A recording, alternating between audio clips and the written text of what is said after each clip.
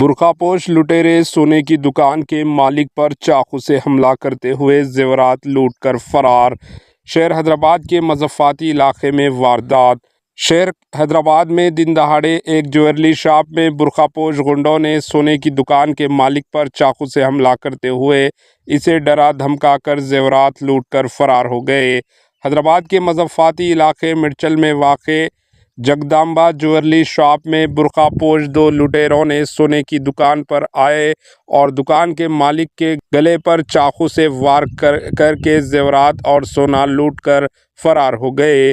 Police نے اس واقعے پر مقدمہ درج کر لیا اور حملہ آوروں کی تلاش کر رہے ہیں۔ اس واردات کا سی سی ٹی وی کیمرے میں ویڈیو قید ہو گیا جو سوشل میڈیا پر وائرل ہو رہا ہے، جس میں دیکھا جا سکتا ہے کہ دو برقعپوش لٹیروں نے دکان میں گھس کر چند منٹوں میں زیورات لوٹ کر فرار ہو گئے۔ Bureau report AHN news.